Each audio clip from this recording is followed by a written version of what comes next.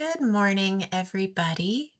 We're going to give folks just another minute or so to join. Thanks for being here so promptly this morning, but we'll give folks one more minute.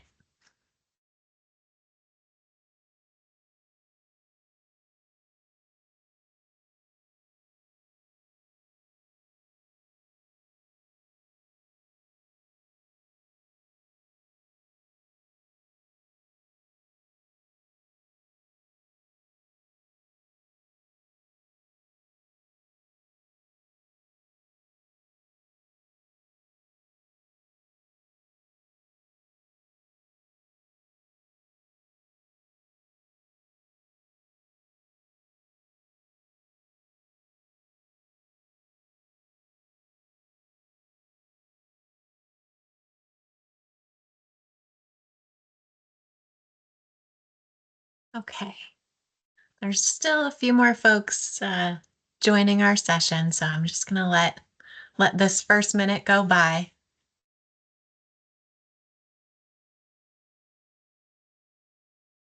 Okay. Well, thank you for taking time this morning. Happy Friday. And I hope it's sunny where you are. It's mostly sunny where I am, which is always a nice start to a day. Um, my name is Adrienne Harrison. I serve as the Catalyst Program Manager at the Northern Border Regional Commission. And I'd like to welcome you to the third and final in the series of application workshops that we put together to help prospective applicants with sort of the nuances of the MBRC program application. Today's session will focus on the forms and files that are required as part of the application. And I'm joined today by Marina Bowie. She's the program manager for the Forest Economy and Timber for Transit programs and a spectacular co-host for this series of workshops. I'd also like to point out we have Casey Haynes. He's our program coordinator at the commission. And we also, I think we have Lissa Harris joining us online as well from NBRC. Um, I think we may have members from our Vermont program joining us today as well. So a shout out to Christy Farnham and Elizabeth Nance for joining us from Vermont. Um, and with that, I'll remind folks that this session is recorded. The slides and the recording will be made available on our website, and we'll show you where in the next slide. We'll also ask that you keep your microphones muted until the end of the session when we have lots of time for questions and answers. I'll also invite you to use the chat function of the webinar if you have questions along the way that you'd like to ask or document for us. Let's see. Okay, so as I mentioned, this workshop is recorded and everything will be made available on the MBRC's program applications webpage. If you were not able to participate in one of our earlier workshops, or you want to go back and revisit something we mentioned on those workshops, those are also available on this website. So last week we had a workshop focused on budgets. So everything related to the budget documentation in the application was covered in that workshop. Earlier this week, we covered the technical proposal tab, so the narrative questions that are associated with the application. That recording is also available on our website.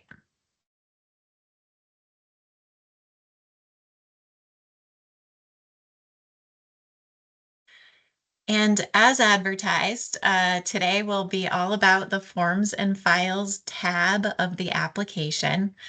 We're going to walk through the resources available for understanding, completing, and submitting all of those forms and files associated with the application.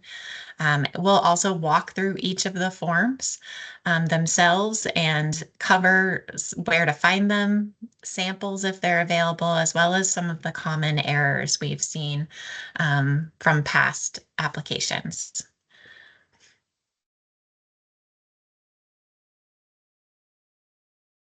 A quick overview of the Forms and Files tab. Here there are three sections. there's the application files section. This is where you may want to include some additional documentation for your project. It's likely you may not use this section at all. We'll walk through what you might include here in future slides. There's also the supporting documents checklist section. This is where the bulk of your uploaded files will go. This is where the required documents for the application kind of live. And the third section is the all forms section. This contains the standard forms that are required as part of all federal funding applications, and those are completed within the GMS. We're definitely, like I said, going to go through all of these sections and all of the forms and files throughout today's session. So I'm going to actually hand it over to Marina to get us started on those.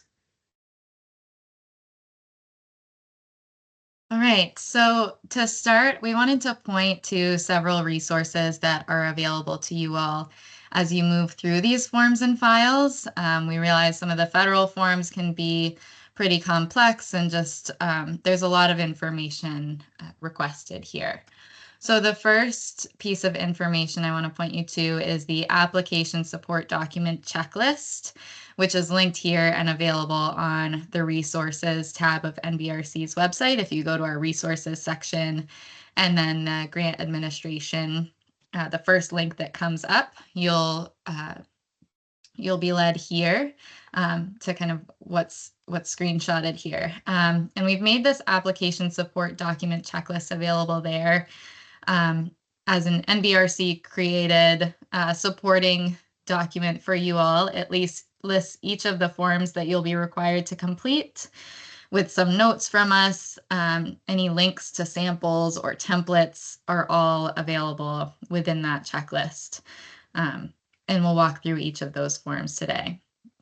Some of the forms as well are on this page under the resources page of the NBRC website. So this is kind of a page that you will continue to come back to as you fill out the forms. And then some required documents are listed here.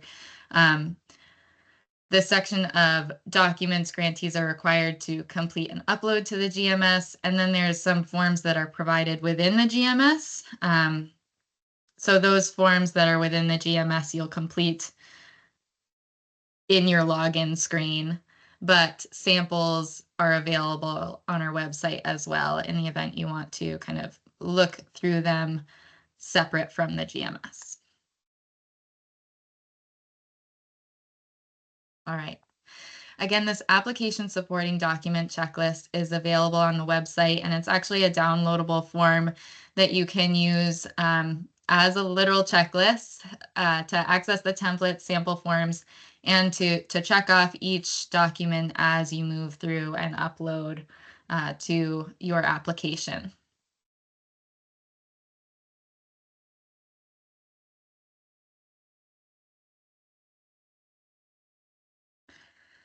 As Adrienne mentioned, there are 3 sections to the Forms and Files tab. The first is the Application Files section. And this section, as she mentioned, you might not actually use, but it's available to you in the event you want to add any additional documentation in addition to what is required in the supporting documents checklist section and the Forms and Files section. We ask that if you are uploading documents here, that you be sure to give your document a name, a descriptive name that helps the reviewer quickly understand what you've provided. Examples of some optional supporting documentation you might include here are cost estimates or maybe a second project location map.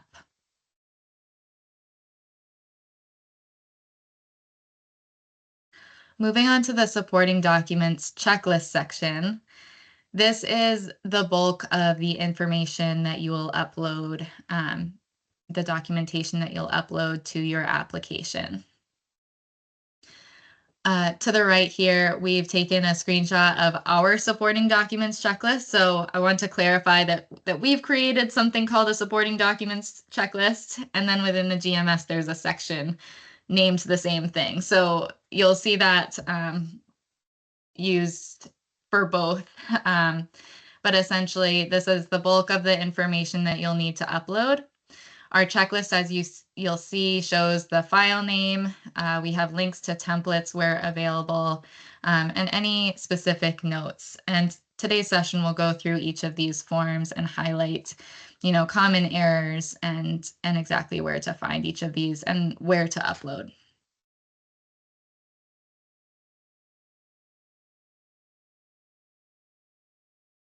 All right. Passing it back to you, Adrienne. Great. Bob, did you have a quick question? Yes, there was two areas on that checklist. One was the if you're in good standing, and the other one was an IRS Yeah, spot. we're actually going to walk through each of those items right now. So do you want to wait and see if we cover your questions or as we cover those documents? I was just wondering if those two documents apply to a local government. They do not. They only apply to nonprofit Thank you. applicants. Sure. Thank you.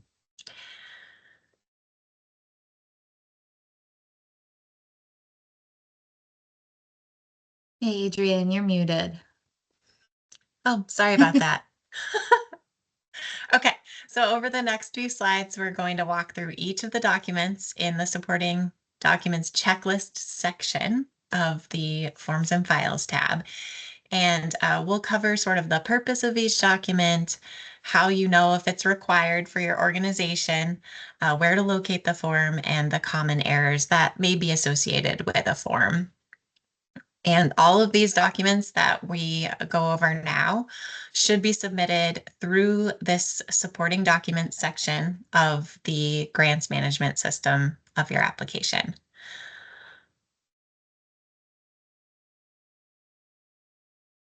Okay, so the first document that's part of this section of the supporting documents checklist is the authorized official resolution. This is required for all applicants. So whether or not you're a local government or a nonprofit or any other eligible entity applying for an MBRC funding award, this is a required document. Each of your invitations to apply included some additional guidance on designating an authorized official, as well as the requirements for the authorized official resolution. As a reminder, a designated authorized official is required for all MBRC applications. And this person, the AO, is the authorized signatory for submitting the application and is the authorized person to commit that organization to an agreement with MBRC.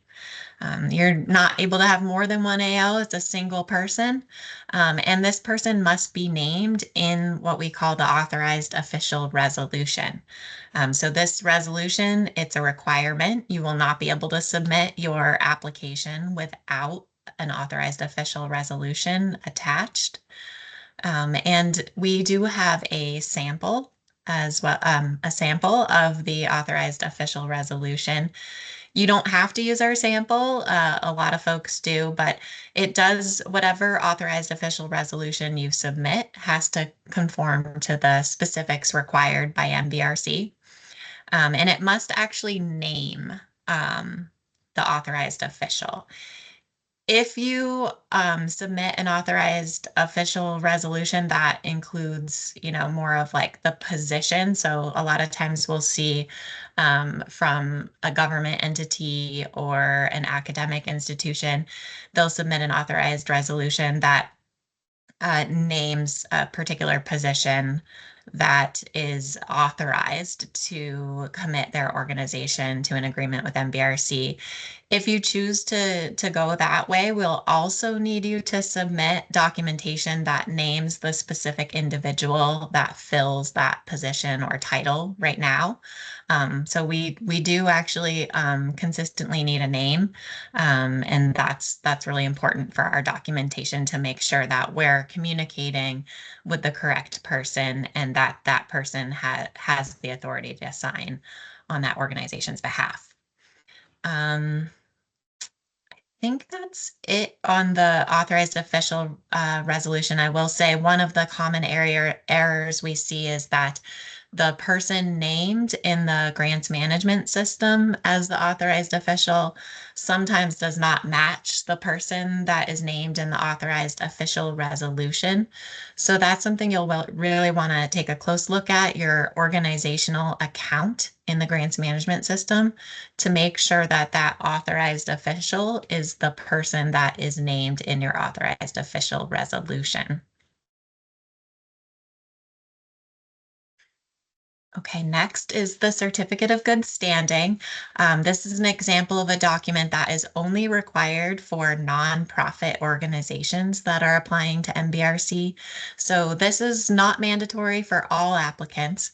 If you are a nonprofit, please do include a certificate of good standing. This is a certification that your organization is in good standing with the state where you are located. And this is something you typically have to request, a document that you have to request from an agency in your state. Sometimes it's the Department of State. So usually a quick Google search looking for a certificate of good standing with your state will bring you right to the place where you need to request that document. Some states, I'll note, some states do have a database, an online database that shows the status of your organization without having to request a specific letter. If you are in a state that does have one of those online databases, you can submit that database information. We do require that there's a date associated with the database. So we'll need to see that this document, that this status is from within the last 12 months. So that's another option to satisfy that requirement. But again, if you go that route, we need a date that shows when the status was relevant to.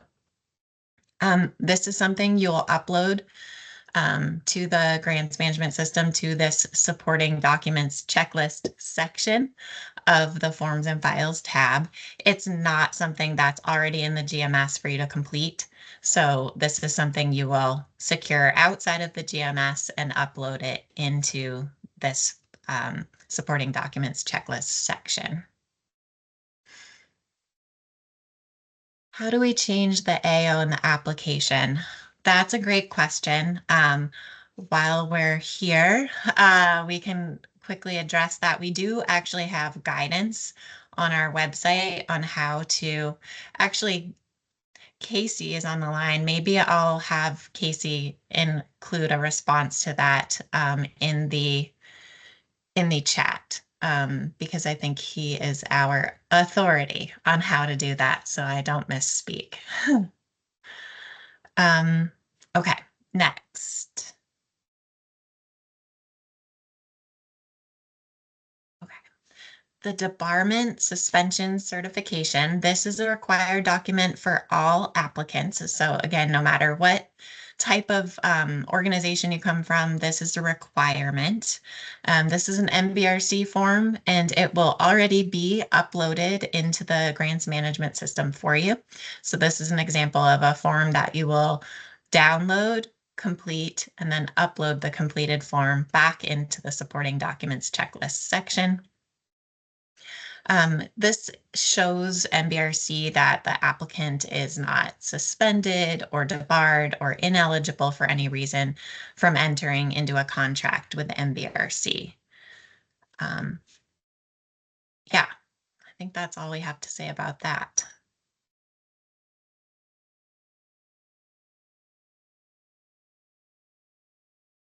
All right, moving on, the next document is the indirect cost rate document, and we're moving through kind of the list that's provided in the supporting documents checklist section of the forms and files tab. So for this document, it is optional unless the applicant submits a negotiated indirect cost rate agreement at the time of application. NBRC will apply our standard 15% rate. So some common errors here that we see are folks listing a set of indirect cost rates depending on the type of activity at the organization, but NBRC will only accept a single indirect cost rate covering all project activities. So we'll ask that you just submit one single rate if you are choosing to submit the negotiated indirect cost rate agreement. So again, this one is optional unless you're choosing to use a rate higher than 15%. If your standard rate is lower than 15%, that's fine, but that 15% will be available to you if you would like to use it.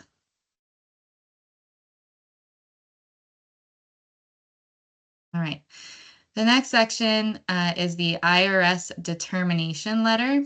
This is a letter your organization receives from the IRS documenting your nonprofit status. So this one is required for nonprofits or 501c organizations only, and we recommend locating this form early.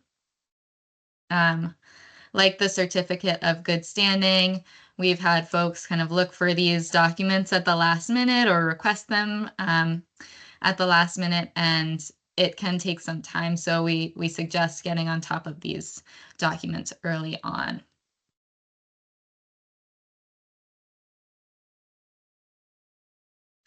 Next are letters of support.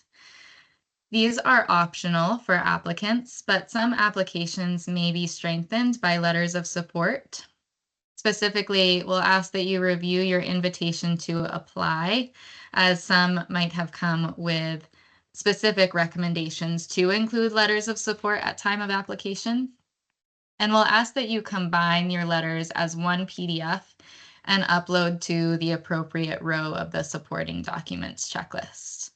I will mention that letters that identify, the role of the person submitting the letter and their relation to the project can be really helpful. So having some description of why they support the project and how, if they are going to be involved in any project activities or how they benefit from the project, those are really helpful details to include. All right. Moving right on through, the next one is the NEPA intake form, and this is mandatory for all applicants. If NEPA review for your project has already been conducted by another agency, you'll still be asked to complete this NEPA intake form. You might, if NEPA review has already been conducted by another agency, you might include that agency's assessment with your application. Essentially, we'll take as much information as you have available regarding the environmental impact of the project, because if your project is awarded funding, that information will go right to our environmental consultants. And the more information they have off the bat, the faster they'll get moving on your review. So provide as much information as possible within the form, and then you're welcome to attach any additional agency completed NEPA assessments if they've already been conducted. And this form should be downloaded from the NBRC resources tab of our website and uploaded to the supporting documents checklist section.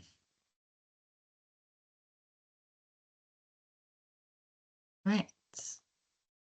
I'll pass it over to Adrienne for FEMA. Great. Okay, so project maps, a project location map is also required for all of our applicants. There are two types of maps you could include in this section.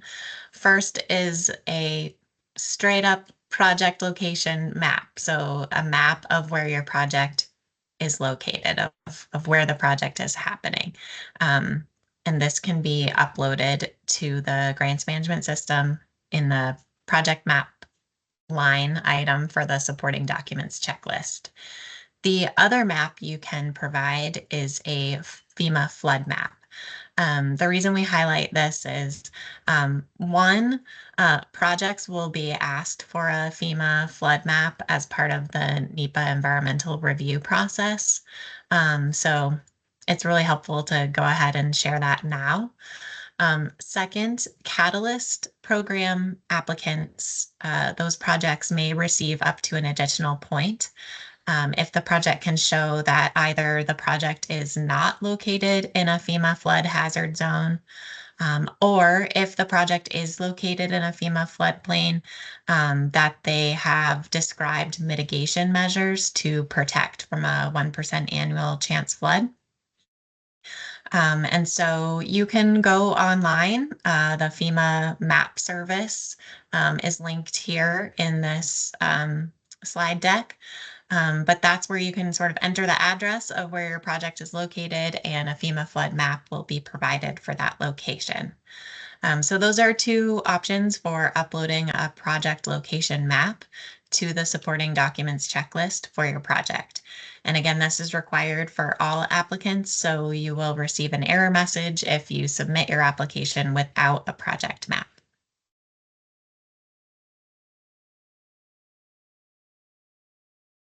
Next, this may not apply to very many of you. If your project is a revolving loan fund project, then there's some additional documentation that is required as part of your application. So this piece will not be used often, but you'll know if you need to submit this documentation because you know you're creating a revolving loan fund application or project. So this, again, this is some special documentation associated with a revolving loan fund project. The required or the application requirements for this documentation are located in the Appendix I of the program user manual. So you'll want to navigate to that appendix. You'll want to pay close attention to the application requirements section of that appendix, and you'll want to create a work plan that demonstrates the need and capacity for the NBRC revolving loan fund grant. Again, the details of that work plan that you need to submit are included in that Appendix I. So you'll create this outside of the GMS as a separate document. And once it's complete, you'll upload it as a single document into the grants management system under that revolving loan fund documentation line of the supporting documents checklist. Definitely, if you have a revolving loan fund project and you have questions about this particular documentation requirement, you're welcome to email us at admin@nbrc.gov. But it's pretty well documented in that appendix of what we're looking for.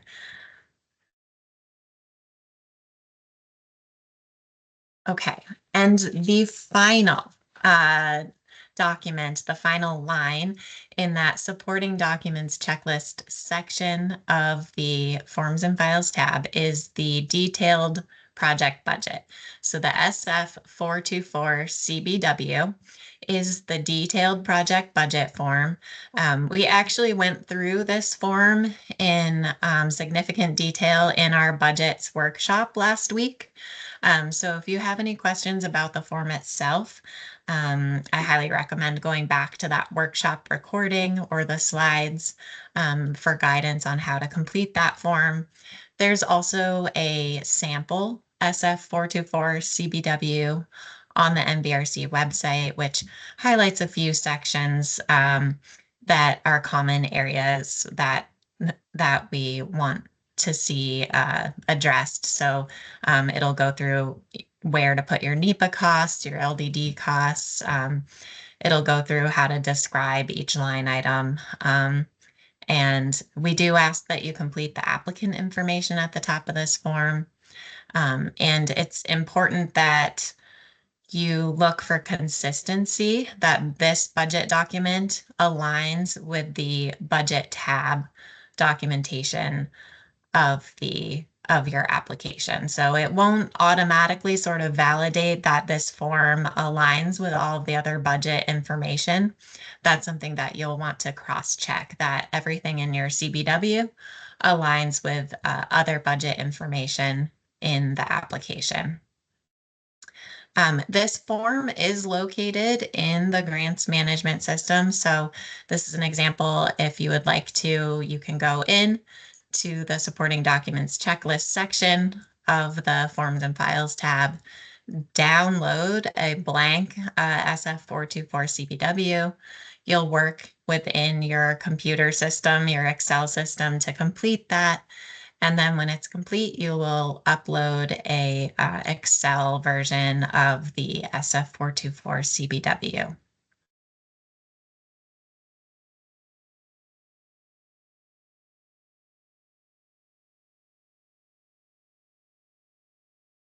Okay, the next and final section of the Forms and Files tab is titled All Forms.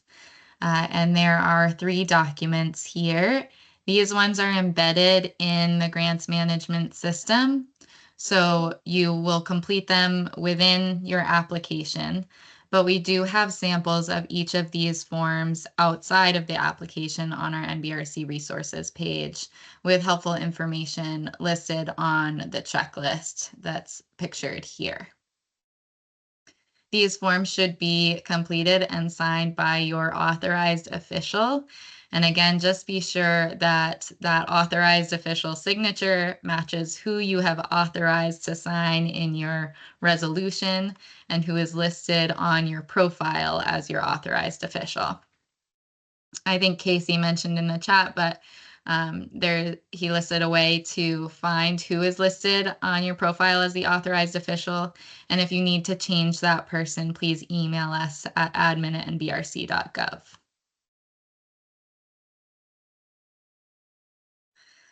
So the first of these 3 forms is the SF424 application for federal assistance. Again, this is completed within the GMS, and it's a standard federal form required for all applicants. Like all forms within this section, again, you'll complete it within the GMS and it should be signed by the AO or the authorized official. We have some resources listed here. We went into detail about this form in our budgets workshop, so you can go back and review the slides or listen to the recording of that. Additionally, we have a sample SF424 with instructions listed on our NBRC resources page linked here. We do recommend that folks complete their 424 CBW, that detailed budget worksheet, before completing the other budget information as part of your application or this SF424 application for federal assistance form, only to make sure that all of those details and budget information matches across the board. So we suggest that because one of the common errors we see is that maybe the request amount or budget information listed in the 424 will not match what is listed in the other budget sections. The other common error is that authorized official signature doesn't match who is authorized to sign.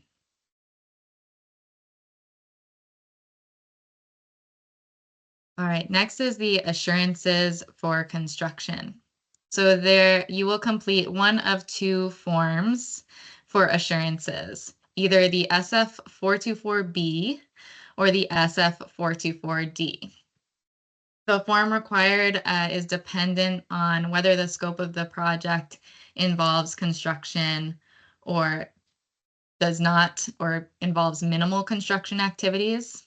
So minimal construction will be that SF424B, and primarily construction categories or activities should complete the SF424D.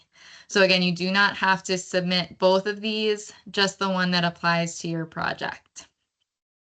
Within the GMS, You'll see that both are identified as mandatory, but know that just one is required.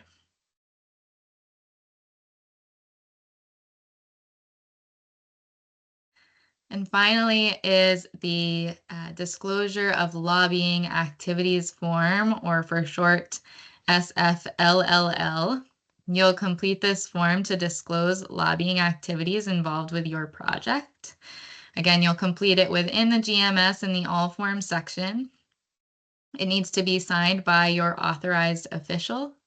And we do have a sample of this form as well on our resources tab.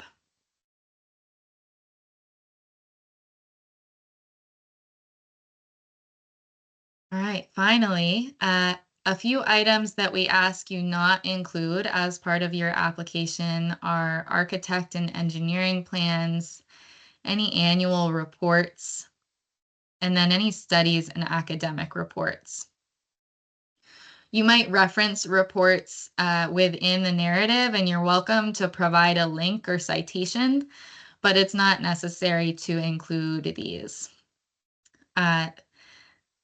Often folks feel like the more information they can provide, the better, but we're looking through a lot of applications.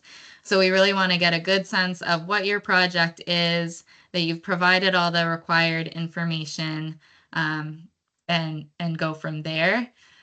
Any citations or links could be supportive and helpful for us if something is unclear, but we ask that you not include it as an attachment.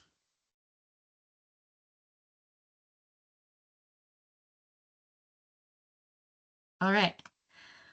We cruised through this morning, lots of forms, and we wanted to give you just the highlights of each and what our common errors are. Hopefully you got a good sense. Again, the supporting documents checklist available on our website. And actually, I will show you all just really quickly how to get to this section that is going to be really helpful for you.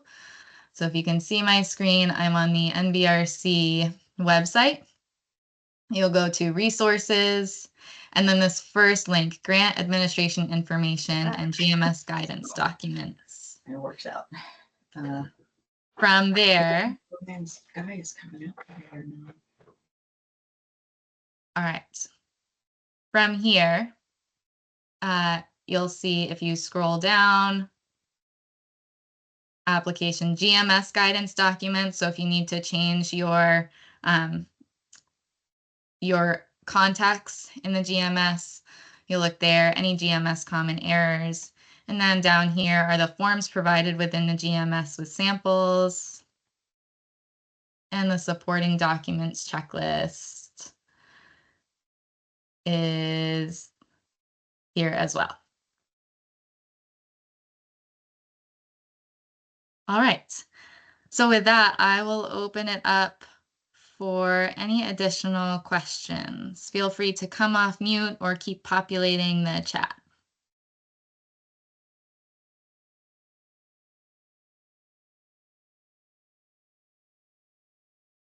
Marina, could I make a comment?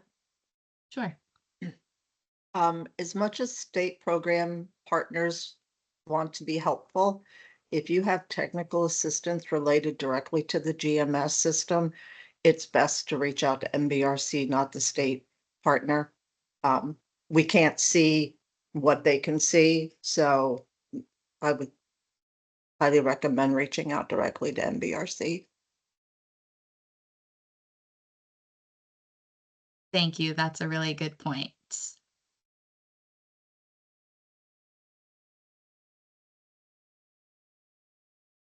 Kelly, I see your hand up. Yes, thank you. I had a question about the indirect cost rate. Is there any resources or information on what categories of expenses that can be applied to? I know it can vary across funding scenarios. For example, maybe equipment more than 5,000, you don't apply it, but salaries and wages. I couldn't find anything specific for this, or if it's just the standard modified total direct cost base that's usually used in federal applications. Yeah, I will put the citation for the 2 CFR 200 regulations that we go by in the chat for your reference. Essentially, the guidance is that you will decide what the indirect costs are for your organization. And the regulation is that you apply that consistently so that there's not charging of indirect rates on other things that are also being charged as a direct cost. So you can ultimately define what the indirect costs are for your organization. They're typically things like, office space or heat or, things that are required as part of operating to make that award happen or make that project happen. But again, I'll provide the regulation so that you can see that. Thank you.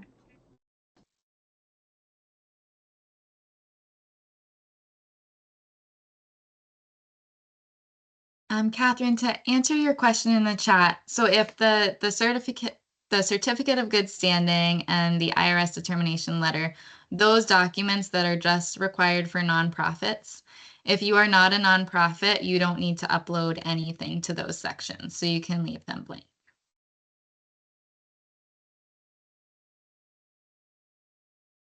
Just to follow up on that, Marina, would the same Sure. go for NECRA? Yes, so if you are choosing to use a rate higher than that 15% de minimis rate, then we ask that you provide the negotiated indirect cost rate agreement. Otherwise, you don't need to upload anything. Thank you. Sure.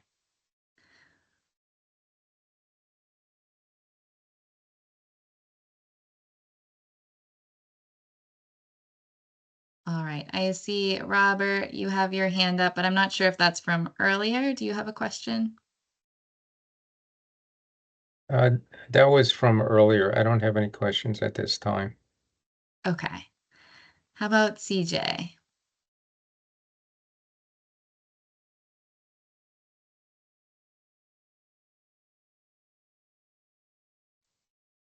You're muted. I just wanted to, can you hear me now? Yes. Yeah. I wanted to point out that I had some trouble with the NEPA form, and I did send an email, but I hadn't heard back yet. That one of the boxes where it asks if any other environmental review has been conducted or is happening. I can't fill in that box, and I wanted to mention the Vermont Act 250 process, which we're yeah, so I wanted to include that, but as soon as I click in that box, there's no ability to type. It just bumps me right out to another place on the form. So I just wanted to alert you because I'd like to get that form finished. Okay. Yeah, thank you for flagging that for us. If you could email our admin@nbrc.gov account, we can work with you on that, and we'll make sure that the NEPA intake form is up to date. Yeah, I did that yesterday. I just thought that Okay. maybe if anyone else had had the problem and alert you, be sure to alert you again. Thanks. Yeah, thank you.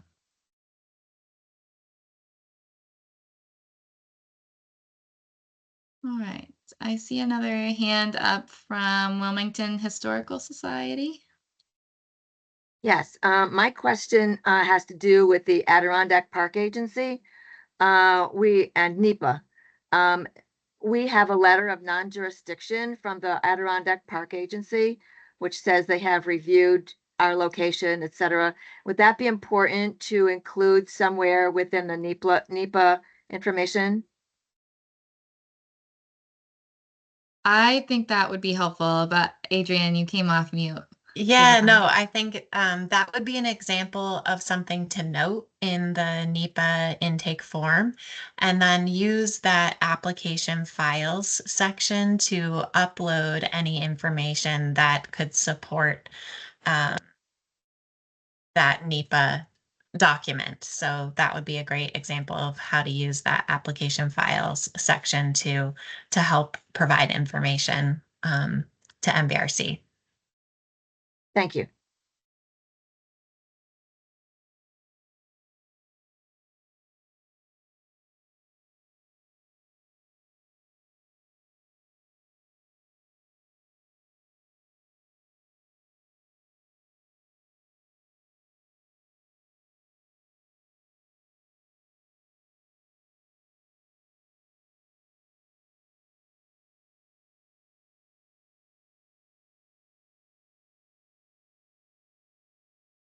I can go ahead and respond to Catherine's question about the map requirement.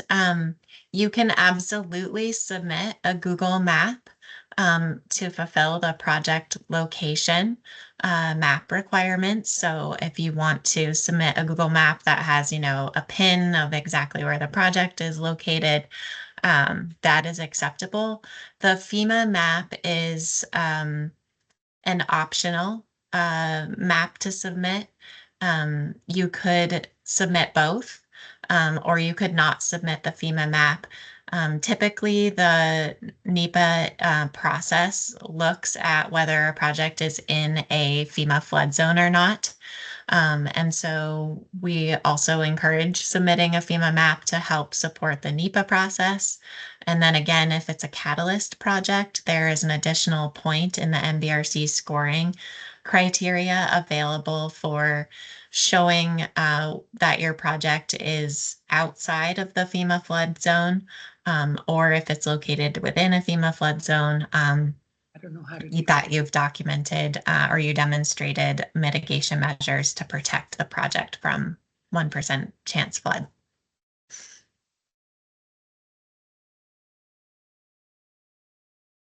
She's got a call on. Marilyn? Yes, we could submit the FEMA map, but we also have a LOMA for that location. So would Sure. the LOMA be submitted along with the map? Yes, so if you have a letter of map amendment, you can also submit that as part of, that could be something that you would put in the application files section. You would note that in your NEPA intake form. That's great information. Okay, super. Thank you. Sure.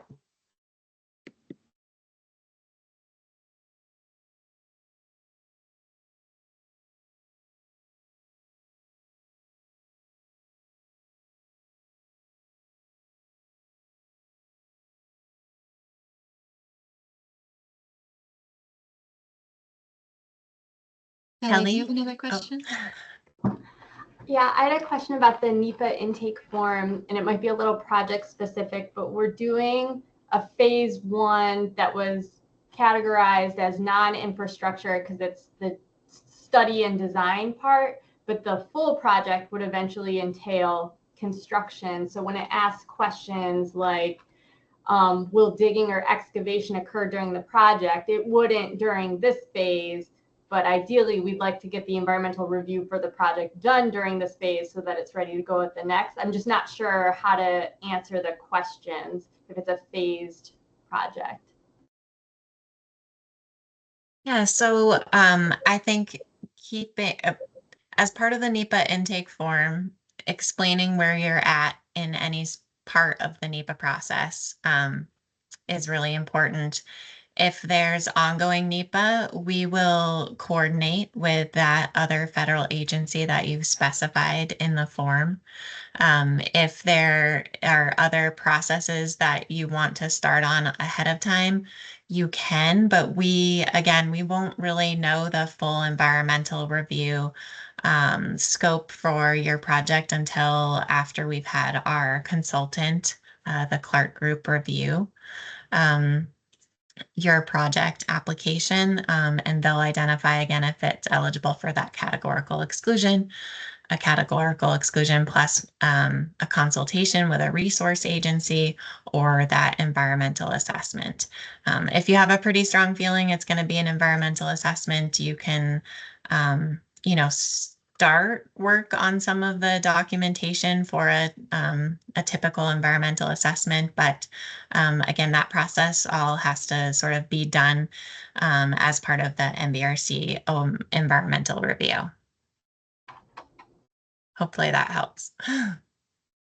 I think I have more questions now, but I will go back to the resource page and review the information. Yeah, and if you feel free to email us if there are other specific questions about your project and anything that you might want to sort of get started on with NEPA. All right, thank you. Yeah.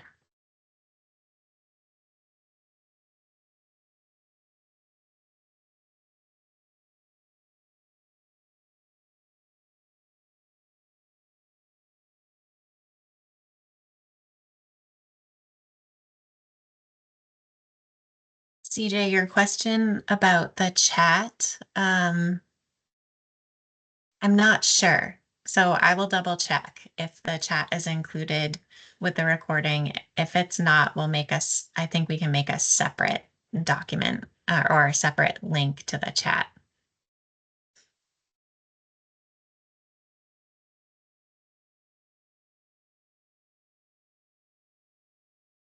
Adrian, I was looking for the answer to the Davis-Bacon wage question. I believe the answer is no, but can you check me on that?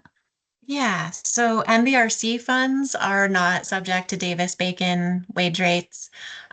If your project happens to be funded by multiple federal sources, you'll want to double check that it's if the other federal entities, if those funds are subject to Davis-Bacon. If they are, then the entire project will be subject to Davis-Bacon, even if you have NBRC funding. So we don't. If you're solely funded with NBRC, if we're the only federal source, you do not have to apply Davis-Bacon. But again, if it's co-funded with another federal agency, you'll want to double check with them on that.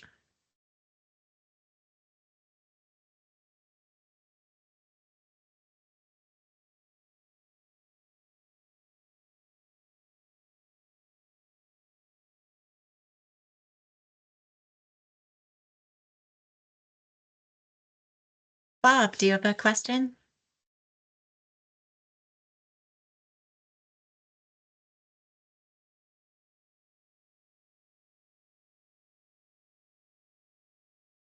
No? Okay. You're muted, Bob. Do you have a question?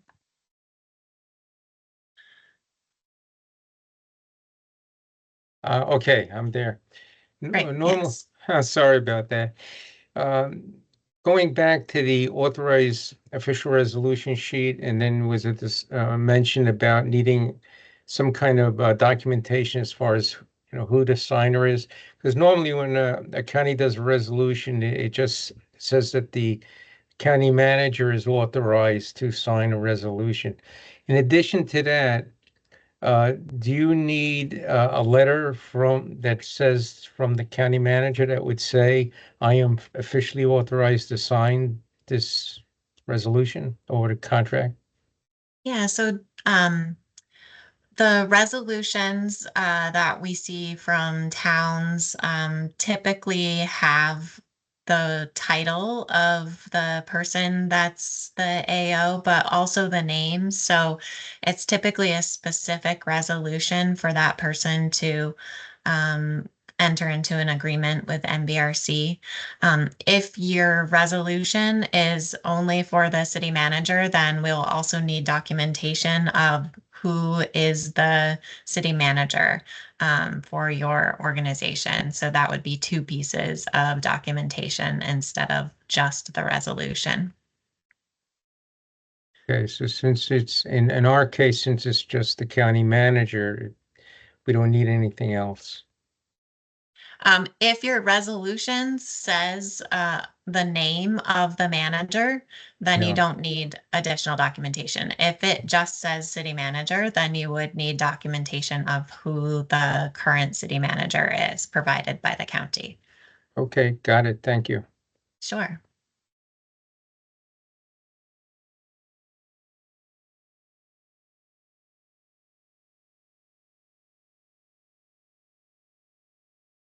Catherine, there are a few questions here, so I'll take them one at a time. You asked about city staff could do the NEPA evaluations themselves rather than work through an outside consultant.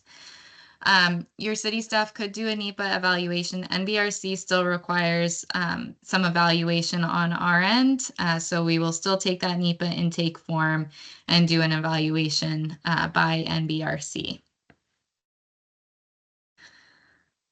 You're welcome to have the city staff go through that NEPA intake form and help you answer some questions. And then your next question was regarding the budget for NEPA. So if you go back to our budgets workshop, we did provide some more in-depth information on what to budget for what type of project for NEPA. So you'll put an estimate at time of application. And of course, if things change, we can do a budget adjustment for you if you're awarded funding.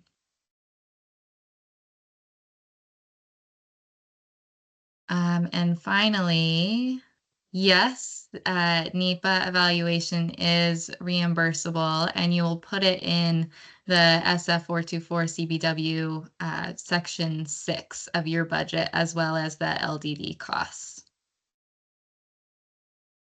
Thank you. I really super appreciate that feedback. Thank you. Sure. Adrian, did I miss anything there? No, that was good. I think if it's an environmental assessment, there is additional documentation that needs to be provided, and it's quite detailed, and you may find that your city staff can complete that work, or you may find that you want to work with an outside consultant on completing that information gathering. So that's something to consider. If your project is pretty detailed construction, maybe a new building, maybe new pipes in the ground, or something that's a significant undertaking, it will likely fall into the environmental assessment category. Not always, but likely. And so you'll just want to make sure you have that sort of in your planning timeline to complete that process.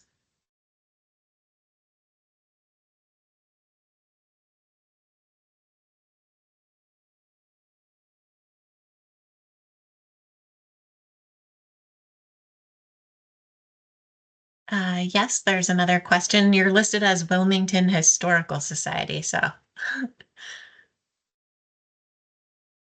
Oops, and you're on mute.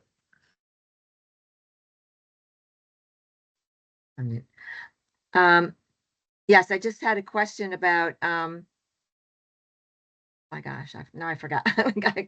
No worries. Oh, about costs for NEPA. What is the general, in the budget, what would you put for a cost there for the NEPA evaluation? Yeah, so as Marina mentioned, in the budgets workshop, we did include some information on how to sort of estimate the NEPA timeline and the NEPA budget for your project. But very briefly, a project that's more of a program or a planning process with no construction would likely be a categorical exclusion, and there's really no estimated costs associated with a project like that, and a pretty short timeline of, maybe up to 3 months, but I'd say shorter than that. And so that's a pretty simple estimate there. If your project is something that includes, some renovation or some construction that's not, highly, a big construction project that's not, invasive in the environment, then that could also likely be a categorical exclusion. However, if there are listed species in the area or historical resource type concerns in the area, that categorical exclusion may require a consultation with a resource agency.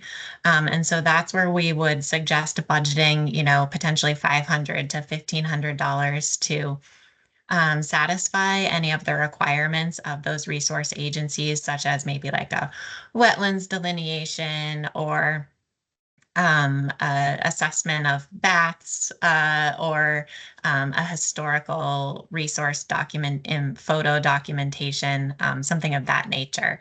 And then finally, for an environmental assessment, those are projects that are, pretty serious construction or ground disturbances or renovations of historic buildings that would require potentially an environmental assessment. And we suggest budgeting, anywhere from 2,500 to 5,000 to 10,000 or more. Like that is where it gets widely variable and it's hard to provide an exact estimate, but I would say 5,000-ish is a good budget for an environmental assessment, unless you've received information from other consultants or engineers that would signal that you would need a much more significant budget. Okay. I hope Thank that you. helps. Yes, that does. That helps a lot. Okay. Thank you very much. Thank you.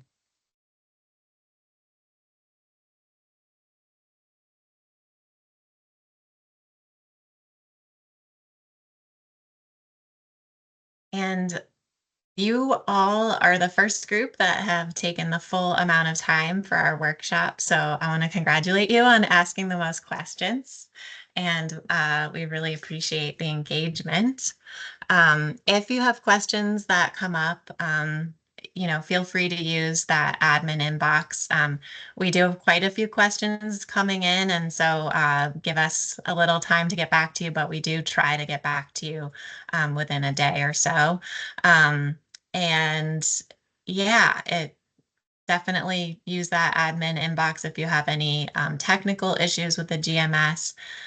Please review all of our GMS guidance resources. We've documented a lot of those common error messages that you may have, or if there's any quirk that's happening in the system, we've tried to document those in those guidance documents. So check those out. And then if it's not covered, definitely reach out to us so that we can investigate what's happening. And with that, I want to thank Marina for being online, and Casey too, and all of you for participating. We look forward to seeing your applications. Thanks, Adrienne. Good luck, everyone.